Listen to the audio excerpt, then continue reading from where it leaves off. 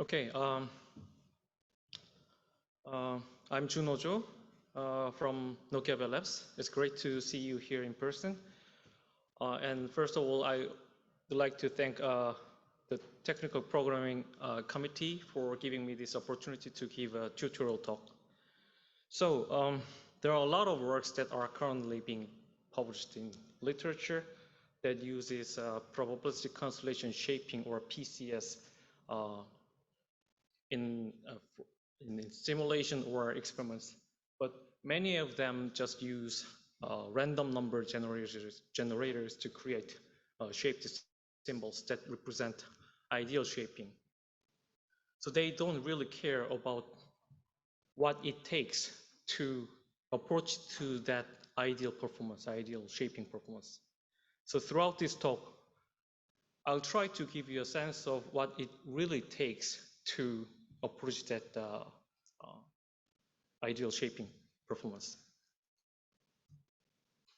So now we know that forward error correction coding, FEC, and PCS are two essential elements to approach to the channel capacity. And now it's been already 2 decades since it was shown that LDPC codes can approach to the channel limit to within practically negligible gap, as shown in this paper.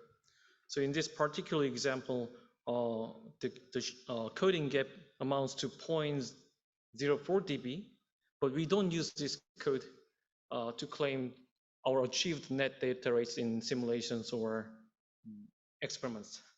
Why don't we do that? Because the code used for this curve has no structure suitable for ASIC implementation, and the code length reaches 10 million bits, and maximum variable node degree is 200, and it used 2,000 decoding iterations.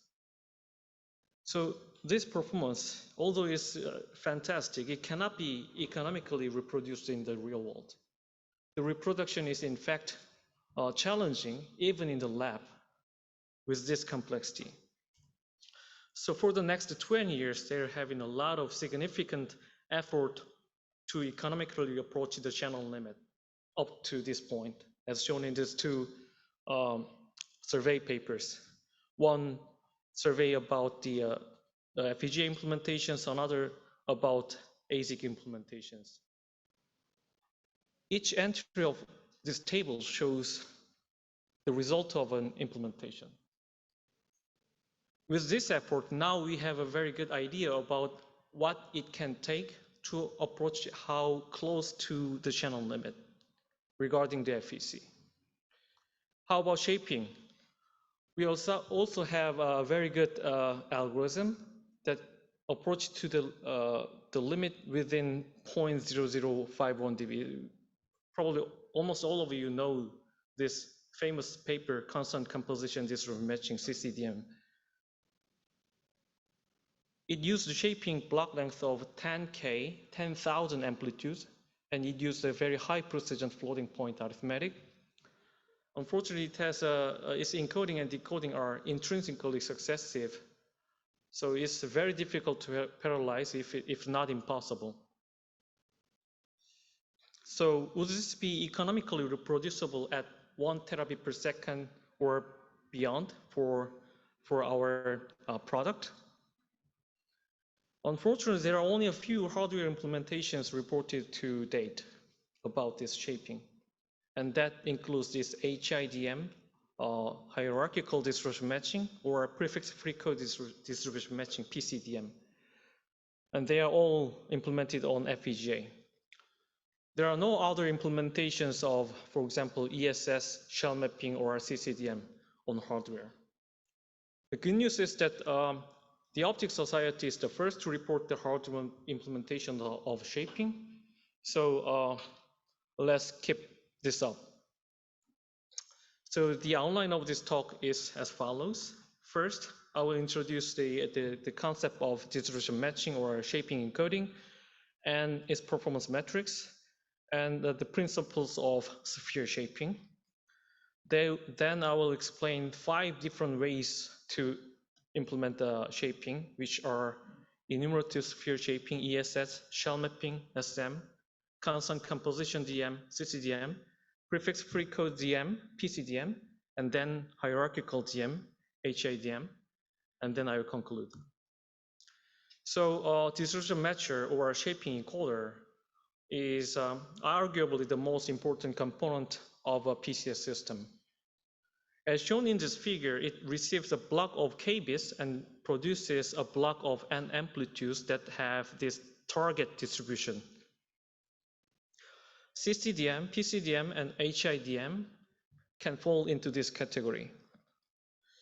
In my point of view, a shaping encoder is more general than distortion matcher in the sense that it produces, it has the same structure as this, but it produces a symbol sequence with a desired feature that is not necessarily a distribution. For example, it could target a total energy less than a certain value blockwise, or it could target kurtosis or any other feature that is desired. ESS and shell mapping may fall into this category. But in the literature, these two terms, shaping encoder and distortion matcher, are often used interchangeably. So I will also do so in this talk.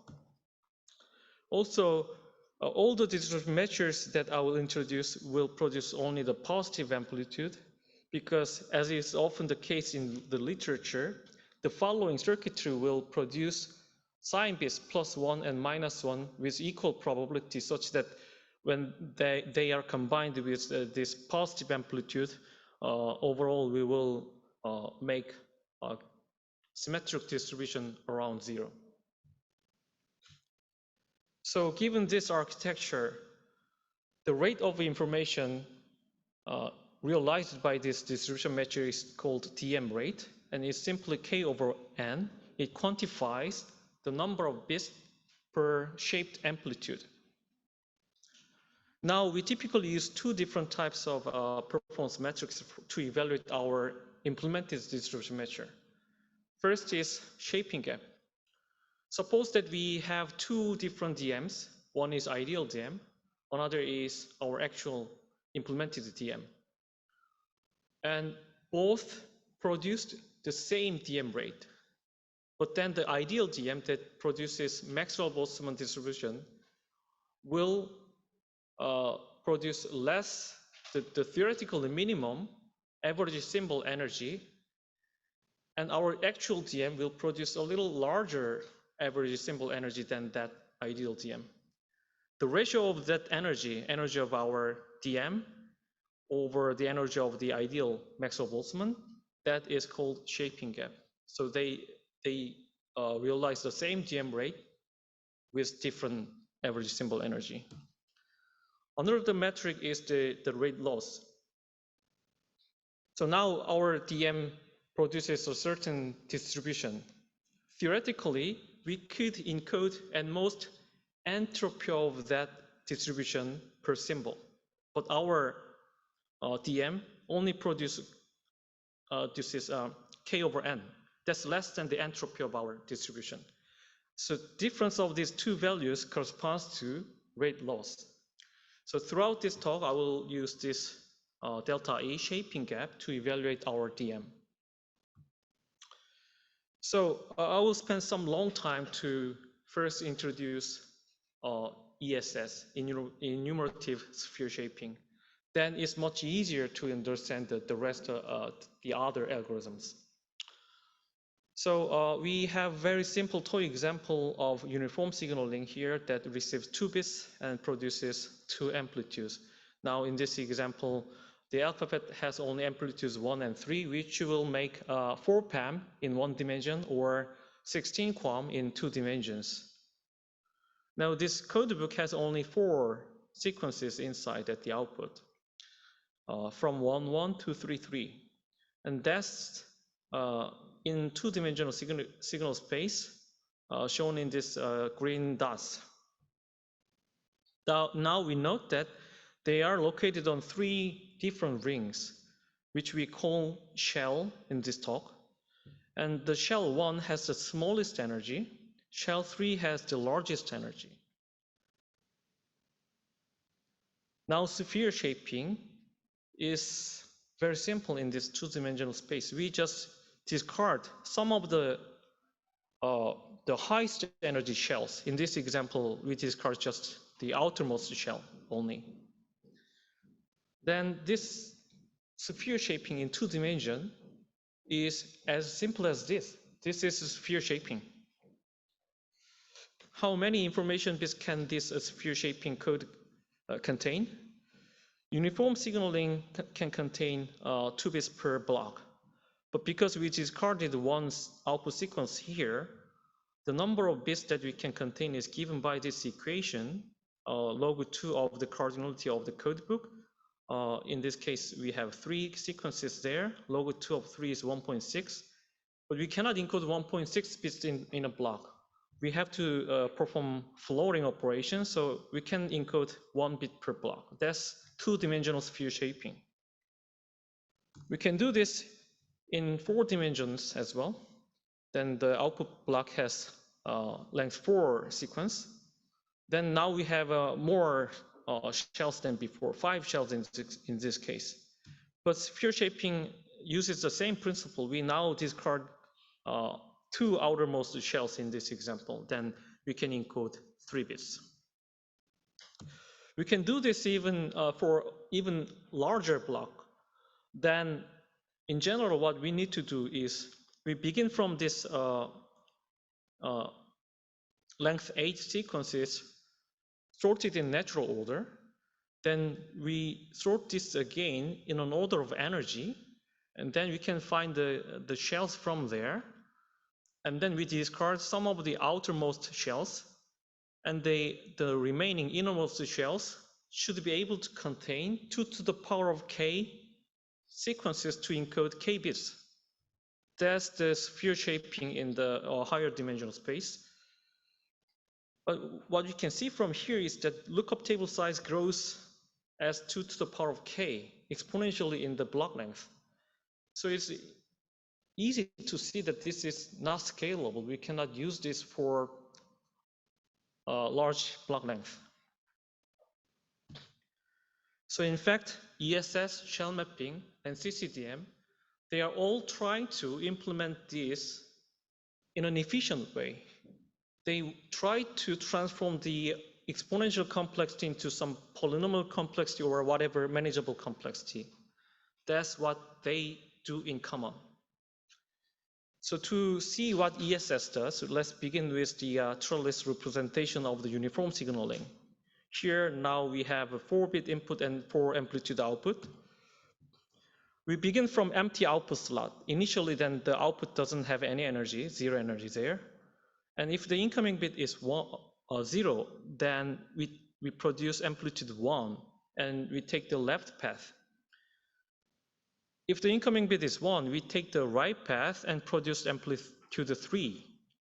Then so far, the accumulated energy at the output slot is 1 and 9. We receive the second bit as well. We do the same thing. Then at the second layer, we have 3 different accumulated energies.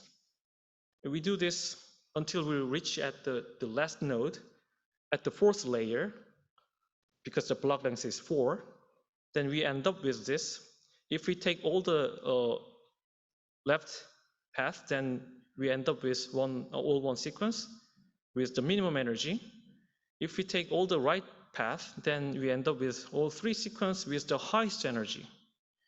Now, if we look at this carefully, we can see that actually each leaf node represents the shell that has the same energy inside.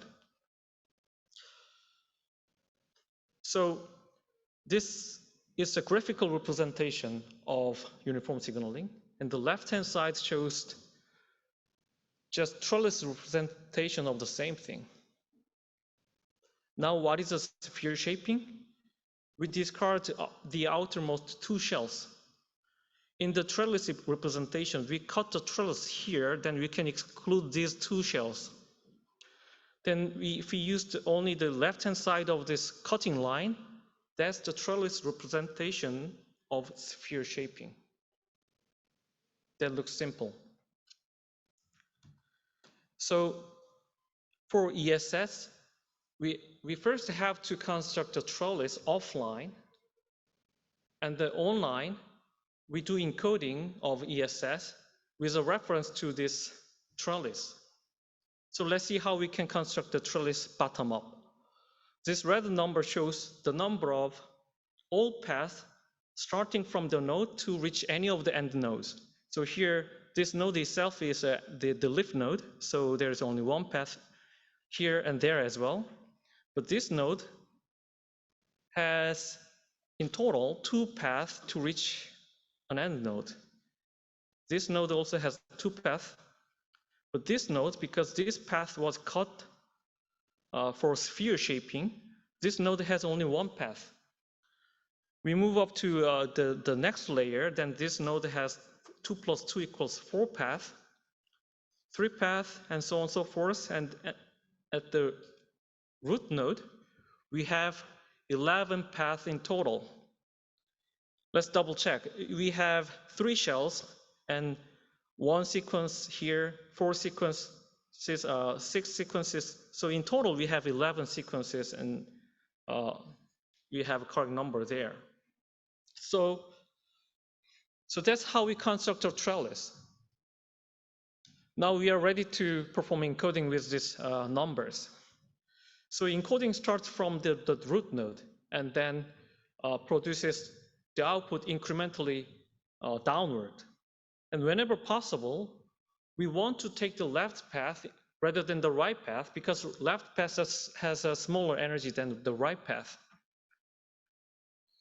And this trellis has 11 paths inside, and the left child, the sub-trellis, has 7 trellis inside. The red number represents, remember, that's the total number of paths in the trellis. And the right sub-trellis has 4 paths inside. So with that in mind, let's say that we receive the input 110, then that corresponds to 6 in decimal.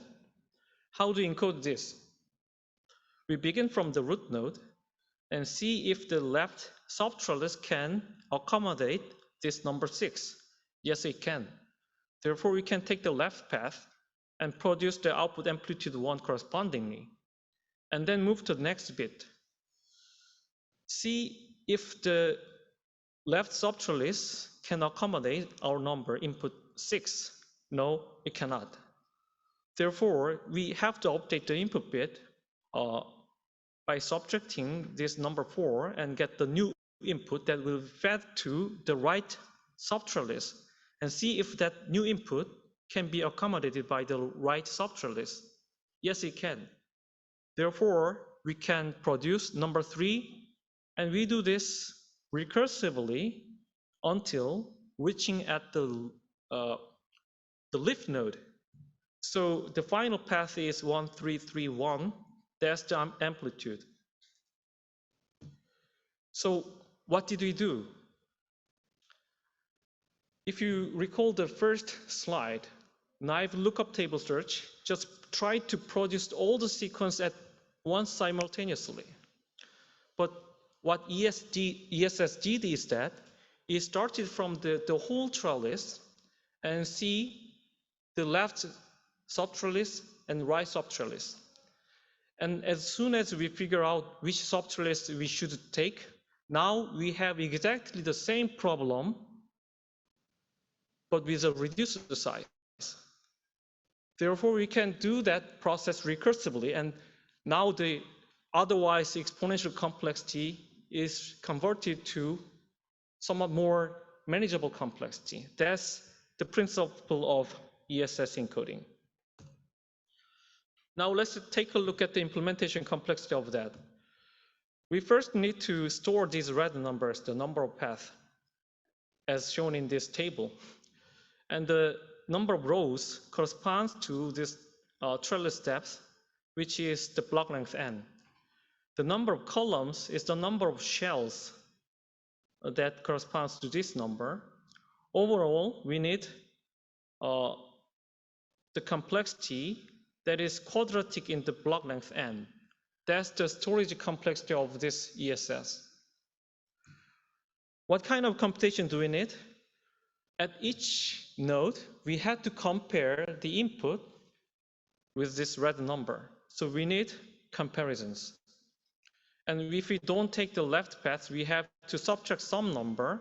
So we need subtractions for each amplitude. So that's the complexity involved in ESS. So if we don't use the big O notation, this is the number of entries required for lookup table in ESS.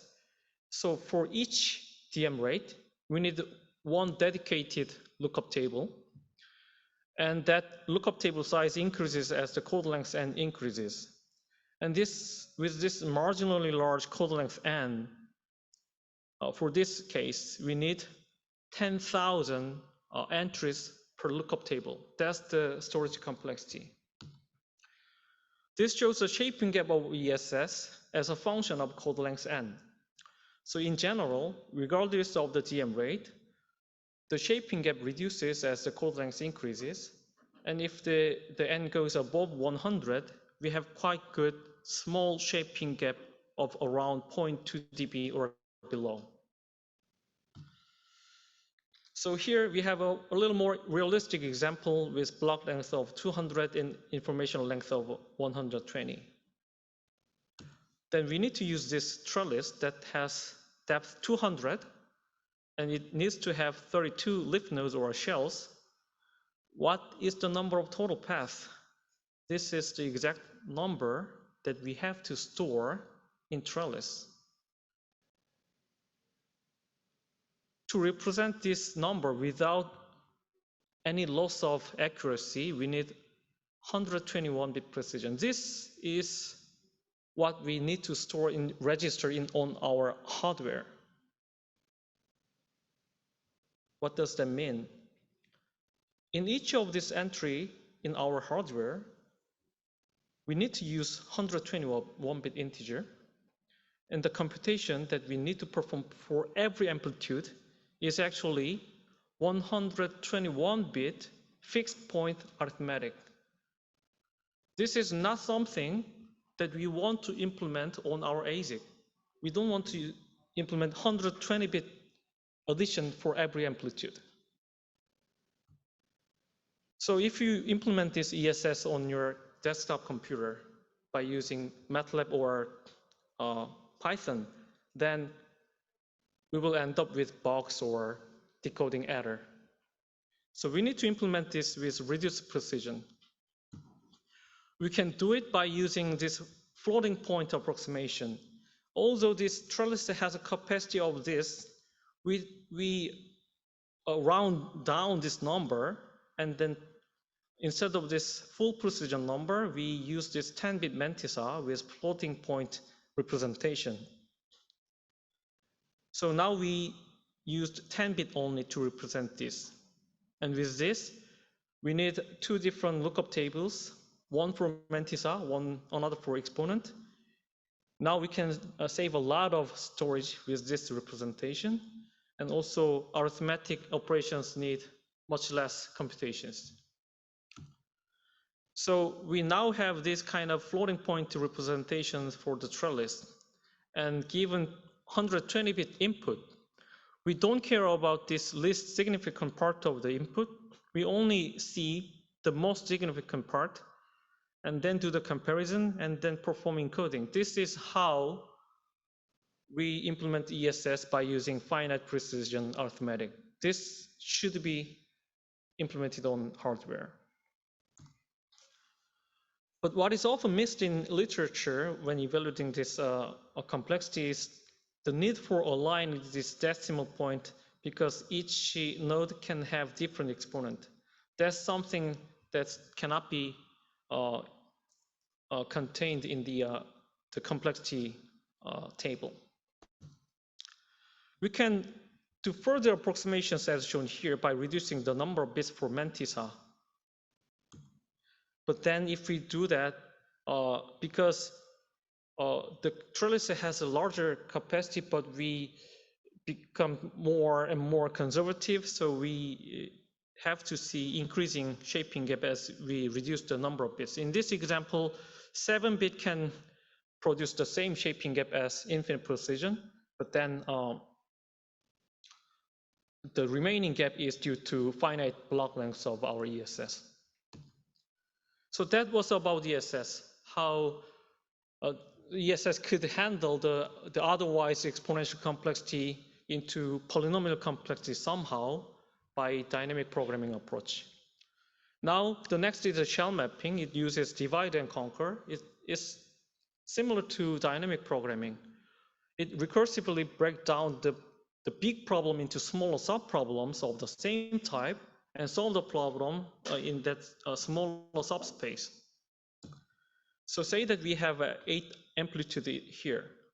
Then we construct a lookup table, bottom up. For block length 1, we can have either energy 1 or 9. And there is only one such a sequence. If we combine those 2 blocks, we now have a block with length 2 and 3 different possible energies and number of paths. We do this again and again recursively until reaching at the block length of 8. Then we have these different kind of energies on that block length, and then these kind of sequences. So this is another representation of the uniform signaling. Now this length n, so sphere shaping needs to discard some of the highest energy shells.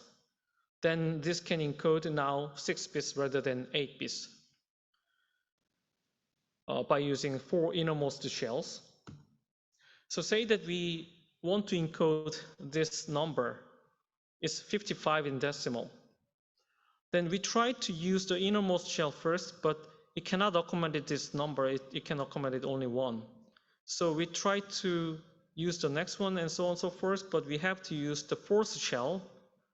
Then we update this input, and then this energy in length 8 block can be made by 2 half-length blocks by combining energy 4 and 28. And there are also other pairs of energies that can sum to this energy. So we find the right pair to use with some rule. Then these are the energies that are found. So if we reach here, now, again, we find that we have the same problem as before. We begin from this energy, but now we have this energy. So we can do this kind of process again recursively, but in a reduced size problem. So that's the shell mapping. And that's the divide and conquer method. So what is the implementation complexity? Now we have to store these blue and red numbers like before, but now the depth of this tree is log 2n instead of n. So we have n log n entries in the lookup table, and the computational effort involved is a little more demanding than ESS. So that is the shell mapping. As in ESS, as if we increase the block length, we need to have very high precision, which needs 155 bits in this example. So we have to apply floating point approximation as in ESS. So that's a fixed point implementation of ESS. Now, the third algorithm is constant composition distribution matching, or CCDM. Constant composition means that each symbol in the alphabet appears a fixed number of times in each code word. So suppose that we have a length 4 sequence, 1133, where we have 2 1s and 2 3s. Then if we permute this sequence, all the permutations of sequence, there are actually 6 such sequences, will make a constant composition codebook because it has the same composition of 1s and 3s inside. That's the constant composition code. Now, this is interesting to see that CCDM is equal to single shell ESS if the alphabet has 2 letters inside, as shown here. ESS used the 3 innermost shells. If you take a look at this carefully, each shell has the same composition inside. So if we use only the 3rd shell, inside the 3rd shell, it has constant composition code. So for ESS, we began from this whole trellis and cut this line to exclude 2 outermost shells. In addition to that, if we exclude 2 innermost shells as well, we draw a cut line here, then we have the 3rd shell that contains a constant composition code. This shows that we can also implement CCDM by using this trellis, by using the ESS approach. We can also implement CCDM by using the shell mapping approach by using binary tree structure, as shown in this reference paper. So this shows that CCDM is not the CCDM that we saw at the very first slide. The CCDM paper uses this arithmetic coding, but we should not be confused with arithmetic coding. Here, this is the arithmetic coding based CCDM. So now we want to encode 3 bits and then produce 5 to constant composition code. Here 5 is length of the sequence and 2 is the number of 3s in each sequence. So it's all the permutations of 1, 1, 1, 3, 3. Then arithmetic coding principle is really simple. We represent each of the input sequences and output sequences by using the subintervals of a unit interval. Here, we divide this unit interval to have 8 subintervals. We do the same thing for the output intervals. And then for the input, each sequence is represented by the beginning point of the subinterval. And then we see which output subinterval can contain our input point. Then this is that subinterval. We can do this for all the points. Then we can always find this one-to-one mapping as long as the output has more sequences than the number of input sequences. This is the arithmetic coding. It's so simple in principle, but it's not as simple as it seems in reality to implement this. Let's see why. In a realistic scenario where we have a longer block length, we divide the unit interval into many subintervals. In this example, we have 10 to the power of 11, more than that number of subintervals. So each subinterval has infinitely small length. So this is not scalable in its current form. We have to have a way to handle this efficiently somehow. So we again use dynamic programming. So in this toy example, we have 3-bit input and 5 amplitude output. Input is 110. We want to produce 5 to CC code, length 5, and there should be 2 3s. When we perform arithmetic coding, we don't see the full sequence at once because it's exponentially in complexity. We only see the first input first, and then first output first. We don't care about the remaining sequences.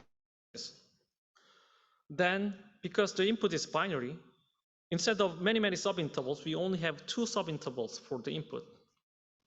And for this particular 5 to CC code, we also have the subintervals with 3/5 with here, 2/5 with there. That's our current problem that we want to solve. If the input were 0, then this subinterval represents our input. Then we can see that this input subinterval is completely, entirely contained in this output subinterval. What does this mean? This means that no matter what, which bit comes afterwards at the input side, we know for sure that output will begin with amplitude 1. So we don't even need to see the remaining sequences at the input side if the input begins with 0. But our input begins with 1. Therefore, our interval is actually second half. Unfortunately, this input interval is not contained fully in any of the output intervals, so we cannot find any output amplitude yet. So we have to look at the second input bit. Then second bit is 1, so we have the second, the last quarter of the input interval. Now this input interval is fully contained in this second subinterval.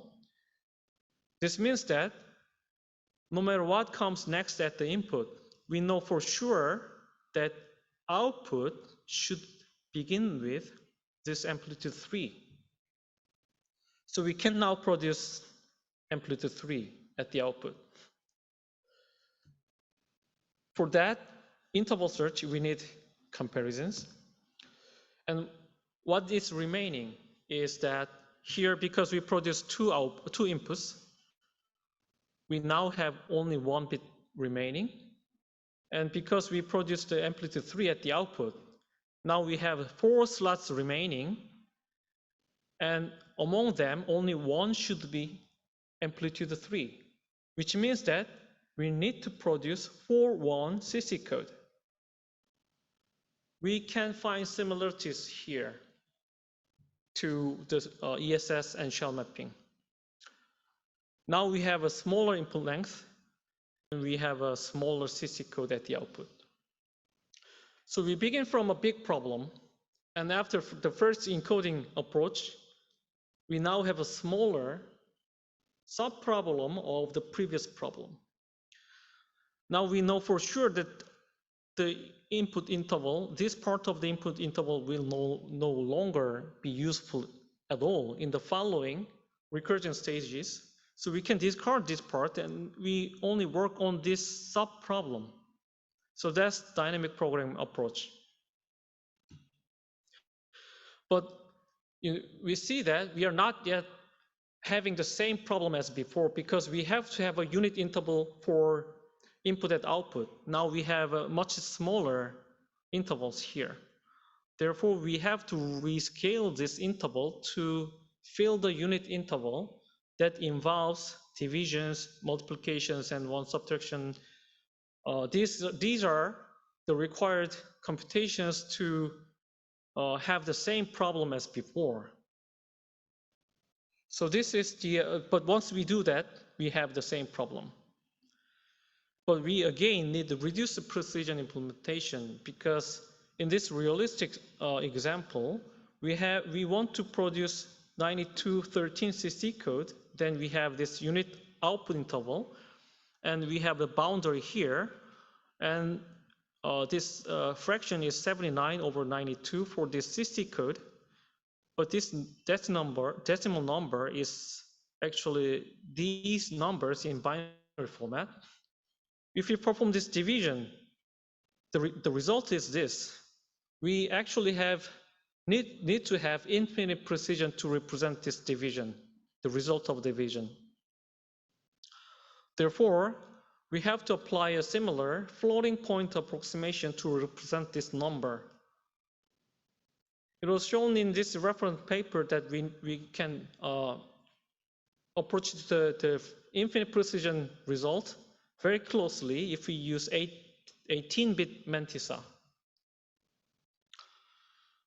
And the ACC-CDM is actually more complex to implement than ESS or shell mapping, because of this existence of division. An important but very less known implementation issue is there in CC code. So we want to produce this 500, 200 CC code, then output interval has a unit length at first, and because we have 300 ones there, our boundary is here, 300 over 500, say that our input is this, then because the first bit is 1, we take the second half interval, but this is not contained in any of the output interval. So we move on to the next input. It's 0, so we have the first half of the current interval. But still, this interval is not contained in any of the output interval. So we go on and on. But after reading many, many inputs, still our subinterval is not completely contained in any of the output subintervals. You see this 0.6 is in the middle of this subinterval. So we cannot find the sub output interval that we need to produce. So this shows that in some bad cases, in some worst cases, we have to read very long input bits up to more than 1,000 bits to produce a single output. This is something that is not shown in the complexity analysis. It can be only analyzed in hardware implementation. So to summarize, ESS and shell mapping, because of the existence of the block lengths in these complexities, although it could have managed some exponential complexity, somehow it's not fully scalable. Its scalability is limited to hundreds or few hundreds.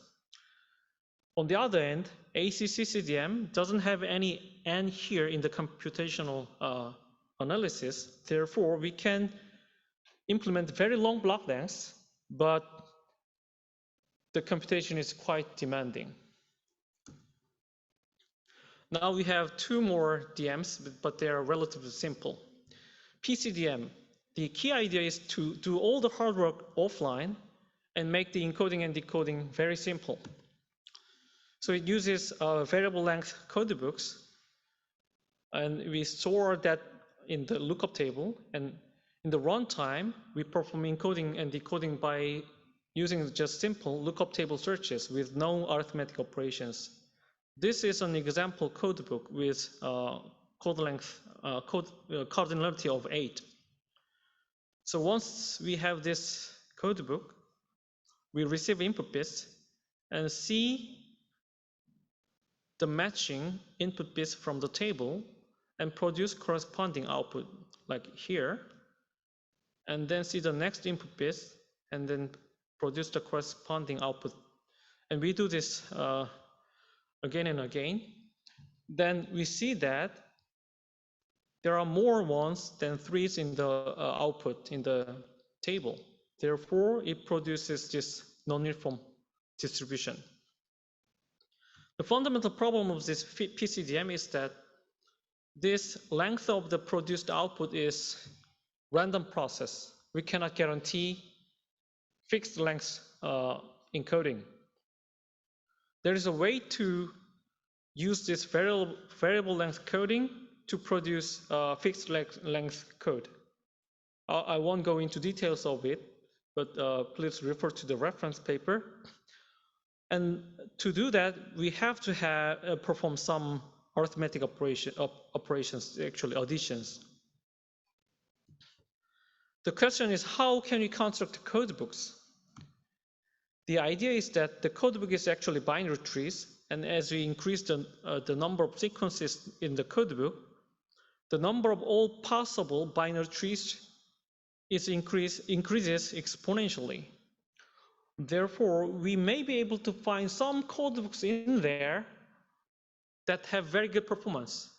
And it turns out that is the case. This shows that the shaping gap as a function of DM rate for binary alphabet. For three different codebook sizes. They're very small codebooks, up to 32 entries inside. Still, the shaping gap is below 0.1 dB. So there is a FPGA implementation result of the PCDM, and it implemented 15 different DM rays from 0.3 to 1.9 between QPSK and 64 QAM. In that, with those DM rates, they all used very small codebook of 16 entries or less. And the lookup table for this oldest codebook is only 4 kilobit in total.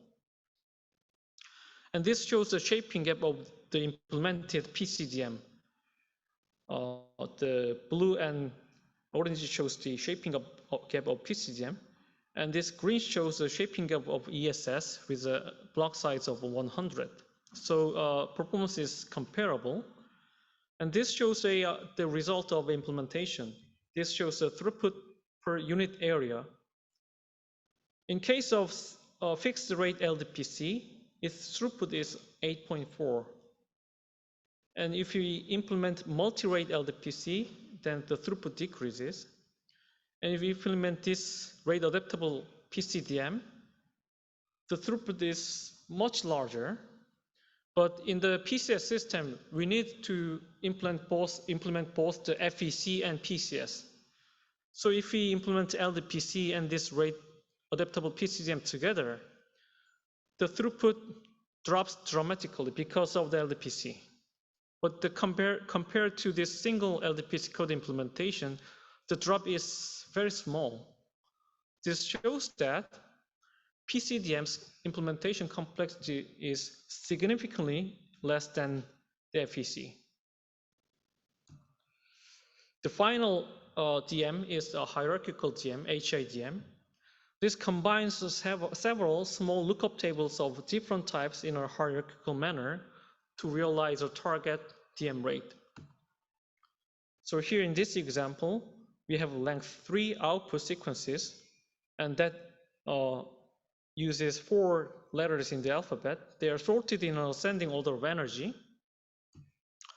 And these output sequences are split into disjoint sets, as shown here, 3 sets, and we discard, we don't use these sequences. And then we have 3 different DMs having different sets of output sequences. And at the receiver side, once the receiver receives a certain sequence, then it can immediately identify which DM has been used at the transmitter. Therefore, it can recover the corresponding input sequence. The idea is that we make the DM1 used most frequently because it has the smallest energy, and the DM3 used the least frequently. So how do we make it? By using another DM in the upper layer. So this DM receives 3-bit input and produces 3 output numbers, and this number specifies which DM we need to use. So we see that there are more 1s than 3s. So DM1 is used with a probability of 16/24, the most frequently used, and DM3 is the least frequently used. So given that we received 15-bit input, the first 3-bit is fed to this DM, and it produces this output. And this indicates which DM we should use in the second layer. Then these blocks use that indicator bit from the upper layer and select which DM to use, and then produce the outputs. That's how hierarchical DM works. So like PCDM, this codebook construction, it's unclear how to construct a codebook from this figure, although the principle looks simple. The codebook construction is done offline, is somewhat demanding, but once that codebook is constructed, encoding and decoding is simple lookup table search. We don't need any arithmetic operations. But to achieve the shaping gap below 0.3 dB, we typically need 3 or more layers in the hierarchy. And this shows the shaping gap as a function of total lookup table size. This black line shows the shaping of gap of ESS, and the markers show the shaping gap of hierarchical DM. So to get a good shaping gap, we need to have 10 kilobit or more in the lookup table. PCDM is actually here. Its lookup table size is really small, and the shaping gap is there. So the weakness of PCDM is that it needs to do some arithmetic operations. Strength of HIDM is that it doesn't need to do any arithmetic operations. And the weakness of HIDM is, however, it needs more space for storage. So HIDM was also implemented on FPGA, and on a single FPGA, this HIDM produced 1 terabit per second throughput. So you probably have seen previous talks presented in this OFC. To achieve 400 gigabit per second, the paper used 100 FPGAs. So this shows that this PCDM or HEDM are actually implementable at a very low cost compared to FEC. Again, as I said before, however, ESS, shell mapping, and CCDM, they are well analyzed in computational complexity, but actual hardware cost is much more than that. There are tricky things that cannot be represented in the complexity table. So this brings me to the final summary. So we reviewed approaches to efficiently deal with the shaping complexity that is exponential in code length. And in particular, we discussed ESS, shell mapping, CCDM, PCDM, and HIDM with some intuitive examples.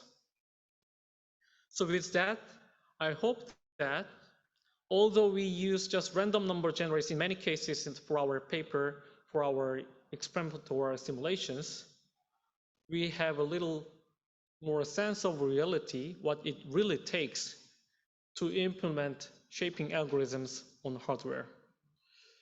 Thank you for your attention.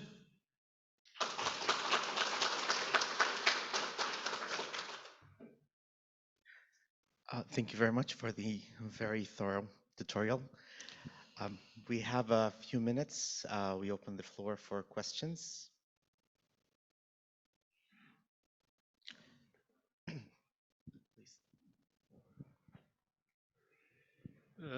I saw your what you call the shaping gap, which other people may call risk loss, right?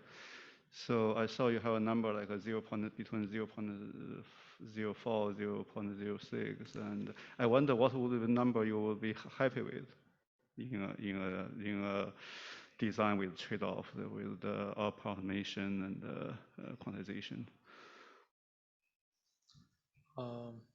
Sorry, I think I couldn't hear your question clearly, so... Okay, my question is, what would be the shaping gap number you would be happy with in a realistic design? Yes, okay, so that's a good question. I only show the curves of the shaping gap as a function of block length here in several places. We saw, for example, in the case of I cannot, sorry. Okay, so I cannot move directly onto that specific page, but so in this talk, I provided the complexity as a function of block length that increases, and also the performance that the shaping gap decreases as the block length increases. So which complexity and performance is the sweet spot? that depends on the application. In some cases, for example, in submarine systems, because the fiber or cable is so expensive, probably we can spend a lot for transfer because that's a minor cost. Then we can use very long block lengths, for example. But for short reach, a transceiver should be really cheap. Then we cannot implement very long block length. So that where the sweet spot is really depends on the applications and cost and the strategy, marketing strategy, or the decision of each company. Do we have any other questions from, please? Yeah, my question goes along the same line. Why do you need such long block lengths? What is the memory that you need to fulfill the distribution that you want to? Over what time do you need to have that distribution, or approximated best? Well, so again, which distribution measure should we use? As we saw in the computational complexity table, if you want to build a distribution measure that has really small shaping gap, below 0.1 dB, for example, then we need to use a very long block length. Then, because of the scalability issue of ESS and shell mapping, for that block length of several hundreds, probably the choice is definitely arithmetic coding based CCDM. There's no other method that can implement that long block length. But for short block length, we should use shell mapping or ESS or other algorithms. And what block length is providing us the sufficient performance, that again depends on the applications, I think. I'm not sure if I gave you the answer. Thank you. We have time for another question.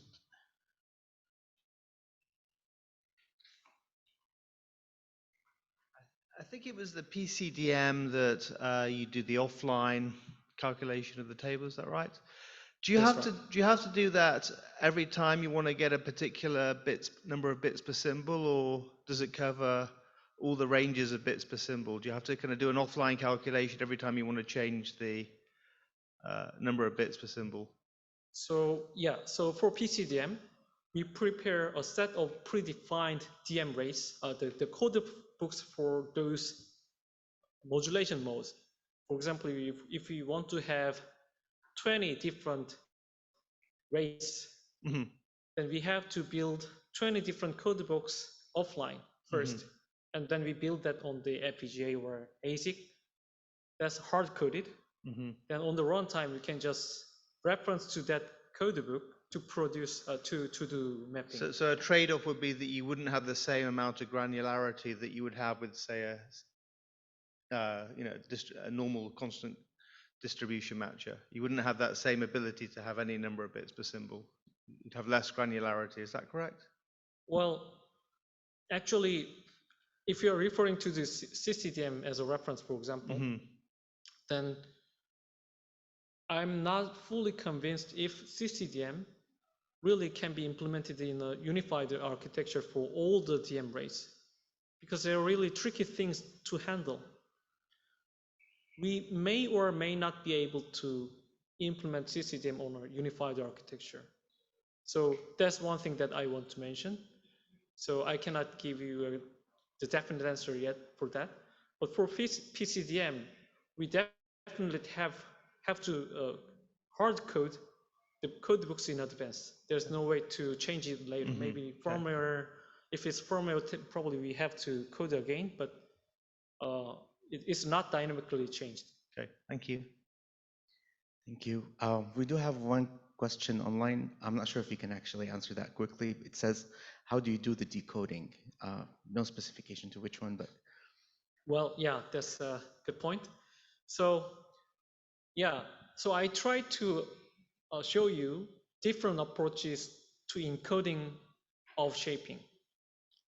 Decoding is another part, but once you have some understanding of encoding, it's much easier to follow the papers to understand decoding. So I would leave it to the audience. Thank you.